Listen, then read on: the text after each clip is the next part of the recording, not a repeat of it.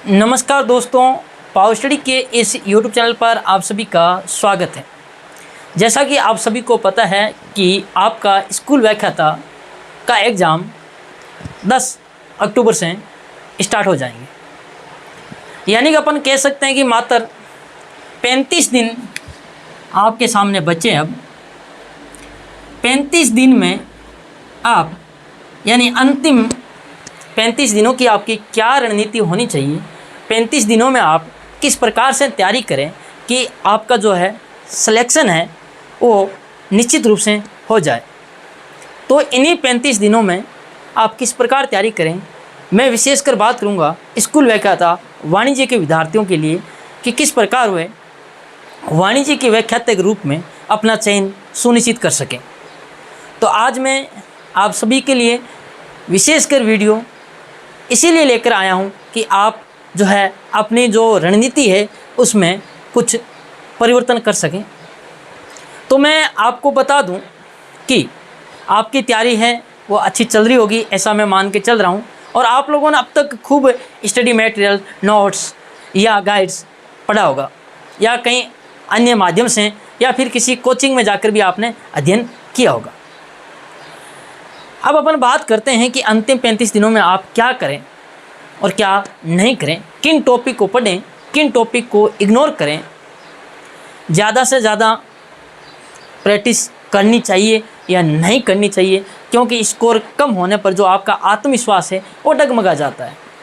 तो ऐसे में क्या करना चाहिए, तो आज मैं आपको सबसे पहले बताऊंगा। मेरे पास प्रश्न आते हैं कि सर हमें कितने घंटे स्टडी करनी चाहिए। तो मेरा ये मानना है कि आपको नियमित रूप से, अब ज़्यादा समय है नहीं तो कम से कम 10-12 घंटे पढ़ाई आपको अवश्य करनी चाहिए। 10-12 घंटे क्या करें, नियमित पढ़ाई करें, नियमित अध्ययन करें, क्योंकि समय बहुत आपके सामने कम है। इसके अलावा इन 10-12 घंटों में अपन कैसे करें, तो मैं बताऊंगा कि आपका जो प्रथम पेपर है, जिसे अपन जीके का पेपर कहते हैं, प्रथम पेपर है, उसको आपको 3-4 घंटे का समय देना पड़ेगा। प्रथम पेपर में आप है 3-4 घंटे का उसे समय दें, क्योंकि आपको पता है कि 60 मार्क्स यानी कि लाना अनिवार्य है। यानी आप सुबह के समय में प्रथम पेपर आराम से पढ़ सकते हैं। इसमें प्रथम पेपर में किन किन चीज़ों पर जो है ज़्यादा फोकस करें, तो बात करें तो सबसे पहले मैं बात करूंगा आपके हिस्ट्री की। इसके अलावा आपका जो है एजुकेशन मैनेजमेंट,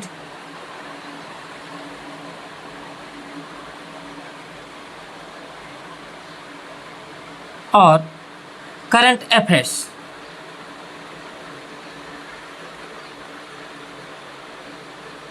यानी ये 3 टॉपिक आपको विशेष रूप से पढ़ने हैं। इन टॉपिक को आप छोड़ नहीं सकते हैं, किसी भी हाल में इन टॉपिक को इग्नोर नहीं करना है, इन टॉपिक को आपको पढ़ना ही पढ़ना है। इसके अलावा हिंदी, मैथ,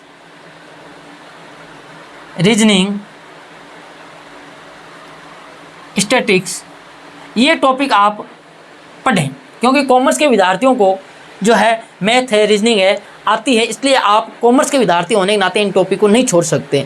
तो ये टॉपिक, आप इन टॉपिक को जरूर पढ़ें, इनको सबसे ज़्यादा इन टॉपिक पे आप ध्यान दें यदि आपको अपना चयन सुनिश्चित करना है, क्योंकि यहाँ से आपके जो है बहुत ज़्यादा क्वेश्चन आएंगे। इसके अलावा बाकी अन्य टॉपिक है, उन टॉपिक में आप किसी टॉपिक को, जैसे इंग्लिश है, यदि आपको नहीं आती तो आप उस टॉपिक को इग्नोर कर सकते हैं, कोई दिक्कत नहीं है। क्योंकि आपको पता है कि जो 75 क्वेश्चन आएंगे वो आपको 75 में से 75 क्वेश्चन किसी भी हाल में सही नहीं करने हैं और ना ही होने के चांसेज है। यानी आप ये मान सकते हैं कि आप 40 से 50 क्वेश्चन क्या कर सकते हैं, राइट कर सकते हैं। 40 से 50 क्वेश्चन आपको सही करने का टारगेट लेके चलना है। तो आप इन टॉपिक पर विशेष ध्यान दें। इतने टॉपिक यदि आपने अच्छे से पढ़ लिया कि कहीं से भी क्वेश्चन आ जाए, अपन गलत नहीं होने देंगे, तो आप जो है 40-50 क्वेश्चन है आराम से सही कर सकते हैं।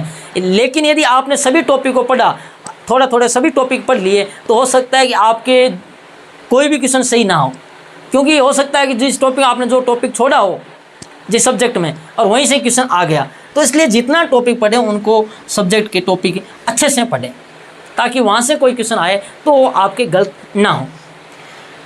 तो ये चीज़ तो आपके समझ में आ गई होगी। अब बात करते हैं आगे अपने सब्जेक्ट पे, बात करते हैं कॉमर्स की।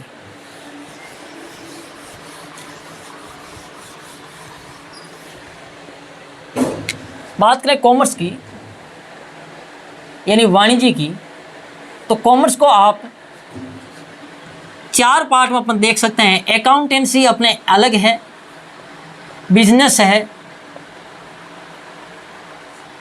और बात करें इकोनॉमिक्स, ये तो हो गए अपने कॉमर्स के। और सब्जेक्ट में ही आपके हैं साइकोलॉजी यानी मनोविज्ञान, ये आपके हो गए 4।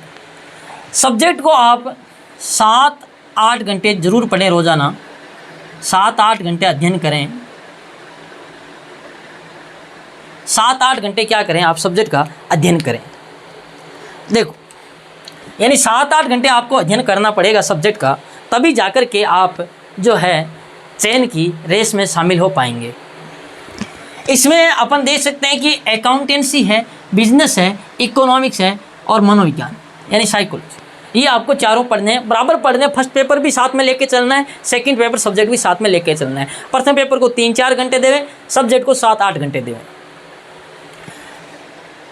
अब आप नई गाइड या कोई स्टडी मटेरियल ना लाएं,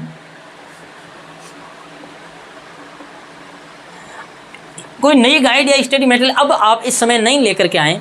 आपने जो पढ़ा है वो अपने आप में पूर्ण है, आपने अच्छे से पढ़ा है, जो भी पढ़ा है आपने बेहतर पढ़ा है, उसी को बेहतर मानते हुए आपको पढ़ना है, उसी को रिवीजन करना है। अब आपका दौर है रिवीजन का, ज़्यादा से ज़्यादा क्या करें आप रिवीजन करें, ज़्यादा से ज़्यादा दोहरान करें। जो टॉपिक आपने पढ़ लिए हैं उनकी पुनरावृत्ति करें, उन्हीं को वापस क्या करते हैं रिपीट करते रहें। नए टॉपिक को अगर वो हार्ड टॉपिक है तो नए टॉपिक को अब इसमें छेड़ना आपके लिए घातक सिद्ध हो सकता है। इसके अलावा उन टॉपिक को पढ़ें जिनमें समय कम लगता है, समय कम लगता है यानी उनका मटेरियल कम है लेकिन प्रश्न ज़्यादा आते हैं। एग्जाम में प्रश्न तो उनके ज़्यादा आते हैं और टॉपिक भी छोटे हैं जिनमें टाइम भी कम लगेगा, उन टॉपिक को ज़रूर पढ़ें आप। अब कईयों के सवाल आते हैं कि सर अंतिम समय में क्या मॉडल पेपर करने चाहिए, तो मैं कहूँगा 100% आपको मॉडल पेपर करने ही करने चाहिए। इससे आपको 2 या 3 दिन में, 2-3 दिन में यानी 2 या 3 दिन छोड़ कर, 2 दिन या 3 दिन छोड़ करके एक मॉडल पेपर अवश्य करें। 2-3 दिन में एक मॉडल पेपर क्या करें अवश्य करें, ज़रूर करें, कहीं से भी करें लेकिन ज़रूर करें। ज़्यादा से ज़्यादा MCQ करें क्योंकि पेपर आपका जो है मल्टीपल चॉइस क्वेश्चन बेस्ड होता है, तो ज़्यादा से ज़्यादा MCQ करें। 2-3 दिन में एक मॉडल पेपर ज़रूर करें। उससे होगा क्या, एक तो आपको पता चल जाएगा कि प्रश्न हैं वो किस टाइप के आते हैं, पेपर में किस प्रकार से पूछे जाते हैं।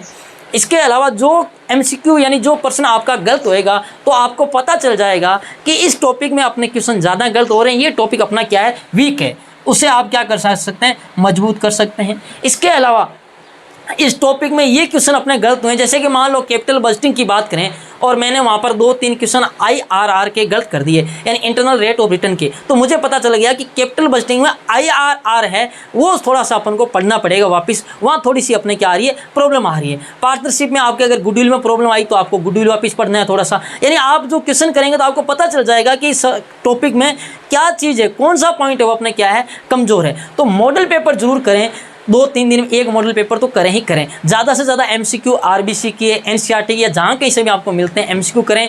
और इसके अलावा बात करें कि और सर क्या कर सकते हैं, अकाउंटेंसी के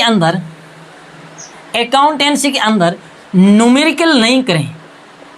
न्यूमेरिकल कर सकते हैं लेकिन न्यूमेरिकल पेपर में आते नहीं है ज़्यादातर, तो न्यूमेरिकल की बजाय थ्योरी पर फोकस करें यानी थ्योरी ज़्यादा पढ़ें, यानी प्रैक्टिकल क्वेश्चन आपने बड़े बड़े प्रैक्टिकल क्वेश्चन ले लिए तो पेपर में बड़े बड़े प्रैक्टिकल क्वेश्चन नहीं आते हैं ना। ये कोई चार्टर्ड अकाउंटेंट का एग्जाम नहीं है आपका ये किसका एग्जाम है? स्कूल व्याख्याता एग्जाम है। यहाँ पर MCQ आएंगे और न्यूमेरिकल आएंगे, वो भी बहुत कम आएंगे और वो भी छोटे छोटे क्वेश्चन आएंगे। यानी कि ज़्यादा से ज़्यादा थ्योरी पर फोकस करें। आप बड़े बड़े प्रैक्टिकल क्वेश्चन मिलाने लगे, पार्टनरशिप के मिलाने लगे, साझेदार आया और साथ में अवकाश ग्रहण भी हो रहा है, JLP है, ILP है, गुडविल है, रिवैल्यूएशन है, तो वह पार्टनर कैपिटल अकाउंट बनाना आपसे नहीं पूछेगा। वो आपसे पार्टनर कैपिटल अकाउंट की मदें पूछेगा कि कौन सी मद किस में आएगी, कोई साझेदार आया है या गया है तो JLP का समायोजन कैसे करेंगे, ILP का कैसे करेंगे, रिवैल्यूएशन अकाउंट है इसका नेचर कैसा है, ऐसे प्रश्न पूछेगा आपसे अकाउंटेंसी में। तो न्यूमेरिकल के बजाय थ्योरी पर ज़्यादा से ज़्यादा फोकस करें और थ्योरी ही पढ़ें। इसके अलावा बिजनेस मैनेजमेंट और इकोनॉमिक्स पे बराबर समय देवें इन पर, क्योंकि बिजनेस और इकोनॉमिक्स ये आपके क्या है, थ्योरेटिकल पोर्शन है। यहाँ से आपको क्या करना पड़ेगा, याद करने पड़ेंगे, यहाँ इन टॉपिक को आपको क्या करना पड़ेगा, समझना पड़ेगा। इकोनॉमिक्स पे बात करें विशेषकर अर्थशास्त्र की, तो कुछ एक विद्यार्थी क्या करते हैं, इकोनॉमिक्स के लेटेस्ट डाटा को याद करते रहते हैं, एक एक छोटे छोटे पॉइंट को याद करते रहते हैं, लेकिन पेपर में आज तक कहीं पर भी ऐसा कोई क्वेश्चन नहीं आया है जिसमें आपको क्या पूछा हो, कोई एकदम करंट का बिल्कुल आपको जैसे रेपो रेट पूछ लिया, रेपो रेट पूछा हो, कहीं पर भी रेपो रेट आज तक नहीं पूछा, repo rate, reverse repo rate. तो आप इकोनॉमिक्स के बेसिक को मजबूत करें, इकोनॉमिक्स के जो फैक्चुअल है उनको आप ज़्यादा से ज़्यादा पढ़ें। राष्ट्रीय आय नेशनल इनकम है, नेशनल इनकम की जो काउंटिंग मेथड है, गणना की विधियाँ हैं, वो है दोहरी गणना की विधि क्या होती है, किस प्रकार डबल काउंटिंग हो जाता है, उसके अंदर कौन सी विधि होती है। या बात करें अपन नेशनल इनकम की, GDP है, GNP है, NNP है, NDP है, स्टॉक क्या होता है, परवाह क्या होता है, इन चीज़ों को फोकस करें कि अंतिम मूल्य शामिल किया जाता है, मध्यवर्ती मूल्य शामिल क्यों नहीं किया जाता है। ये सारी चीज़ें आपको पढ़नी है, ना कि आपको इनके आंकड़े याद करने, लेटेस्ट आप आंकड़े याद करने लग गए तो उसका कोई औचित्य नहीं है। तो ज़्यादा से ज़्यादा ये चीज़ आप समझ गए होंगे। पेपर है औसत स्तर का आता है, ज़्यादा हार्ड भी नहीं आता, ज़्यादा इजी भी नहीं आता। साइकोलॉजी कॉमर्स में हमेशा से ही हार्ड आई है, जितने भी पुराने पेपर में सभी में मनोविज्ञान हार्ड आई है। तो मनोविज्ञान पे भी आप अच्छे से फोकस कर लें, मनोविज्ञान के अच्छे अच्छे प्रश्न देखें आप। इसके अलावा PG लेवल के टॉपिक की बात करें, पोस्ट ग्रेजुएशन लेवल के टॉपिक कॉमर्स में PG लेवल के जो टॉपिक हैं यहाँ से क्वेश्चन आपके ज़्यादा नहीं आते हैं। PG लेवल के पहले आपको सिलेबस के अंदर डिवाइड किया होता था कि यानी कि कितने 10 क्वेश्चन आते, कितने क्वेश्चन 10 क्वेश्चन, जो कई बार 8 आते थे, कई बार 12 आ जाते थे, नहीं 7 8 10 11 12 यहाँ चलता रहता था। लेकिन इस बार डिवाइडेशन नहीं है। लेकिन आपका जो विज्ञापन आया था, एडवर्टाइजमेंट, स्कूल व्याख्याता, उसके अंदर नंबर डिवाइडेड कर रखे हैं, जो नंबरों का विभाजन कर रखा है वो पुराने पैटर्न के अकॉर्डिंग है। तो जहाँ तक है वो संभावना है यानी कि 99.99% कि उसी के अकॉर्डिंग है जो आपका पेपर आएगा। वहीं से जितने क्वेश्चन पूछे जाते हैं अकाउंट बिजनेस इको के 40-40 क्वेश्चन आएंगे लगभग तीनों के, और इसमें सीनियर सेकेंडरी और ग्रेजुएशन लेवल के आपके 55 क्वेश्चन और यहाँ से 10 क्वेश्चन आएंगे। तो ज़्यादा से ज़्यादा सीनियर सेकेंडरी लेवल के टॉपिक, सीनियर सेकेंडरी और आपका जो है स्नातक स्तर यानी ग्रेजुएशन लेवल, इनके टॉपिक को पढ़ें। ज़्यादा से ज़्यादा सीनियर सेकेंडरी और स्नातक लेवल के टॉपिक को पढ़ें, यानी कि ग्रेजुएशन लेवल और आपके उच्च माध्यमिक स्तर के टॉपिक को पढ़ें। जो आपके स्नातकोत्तर स्तर यानी पोस्ट ग्रेजुएशन लेवल के, उन टॉपिक को आप इग्नोर भी कर सकते हैं। कई टॉपिक ऐसे जो इग्नोर करने लायक ही है। इसके अलावा 2 टॉपिक नए ऐड हुए हैं, एक तो डिमांड एंड डिमांड फोरकास्टिंग और एक प्रबंधन की आधुनिक तकनीकें, और ये दोनों टॉपिक भी PG लेवल में ऐड हुए हैं। इसलिए इन टॉपिक को भी आपको ज़्यादा बर्डन लेने की ज़रूरत नहीं है। कुछ विद्यार्थी ज़्यादा तनाव में इन टॉपिक को लेकर, तो बिल्कुल तनाव में लेने की ज़रूरत नहीं है। उपभोक्ता संरक्षण अधिनियम पहले भी था, अब भी है, पहले 1986 था, अब लेटेस्ट 2019 है, तो 2019 है आपके सामने। तो ज़्यादा कुछ है नहीं, आप पढ़ते रहें, मॉडल पेपर करते रहें, बाकी जो भी आपको मटेरियल मिलता रहता है उसको पढ़ते रहें। लेकिन ज़्यादा नया मटेरियल या गाइड वगैरह इकट्ठा करने की कोशिश ना करें। जितना आपने पढ़ा है वो अपने आप में पूर्ण है। यदि फिर भी किसी का कुछ डाउट हो तो आप मुझसे पूछ सकते हैं। बाकी कुल कितने फॉर्म भरे गए हैं ये आपको पता है, सबको पता है। इनकी अपने से तुलना नहीं करनी है, क्योंकि आपका जो सिलेक्शन है वो एक पद पर होएगा। तो कितने फॉर्म भरे गए हैं, कैसा पेपर होएगा, इसको लेकर आप बिल्कुल भी तनाव में ना रहें। इसके अलावा यदि आपका कोई क्वेश्चन हो, कोई डाउट हो, तो आप मुझे कमेंट बॉक्स में या कमेंट कर सकते हैं। मैं आपका क्वेश्चन का रिप्लाई देने की कोशिश करूंगा। तो आप इस रणनीति को अपना सकते हैं। अंतिम जो आपकी 35 डेज बचे हैं, पेपर होने में कि किस प्रकार से आप अध्ययन करें, कौन से टॉपिक को पढ़ें, कौन से टॉपिक को इग्नोर करें। कुछ टॉपिक हैं जो इग्नोर करने, जैसे मैं बात करूँ पीजी लेवल में, जैसे आपकी बैंकिंग है, जो बैंकिंग सेक्टर काफ़ी बड़ा टॉपिक है, लेकिन यहाँ से क्वेश्चन 1 या 2 आते भी नहीं है। पिछली बार एक भी क्वेश्चन नहीं आया यहाँ से, तो इसलिए आप ऐसे टॉपिक को इग्नोर कर सकते हैं। बाकी आप कोशिश ये करें कि ज़्यादा से ज़्यादा टॉपिक है वो सब्जेक्ट में अपन कवर कर लें, यानी कि रिवीजन ज़्यादा से ज़्यादा करें। कोई टॉपिक आपका रिवीजन में ना रहा है, ऐसे यदि आपने पहले टॉपिक पढ़ रखा हो और यदि आपका बाद में रिवीजन ना हो पाया हो, तो उसके कारण हो सकता है कि वो क्वेश्चन आपके क्या हो सकता है, गलत हो सकता है, क्योंकि आपके फिर दिमाग में उस क्वेश्चन का आंसर रिकॉल नहीं हो पाएगा।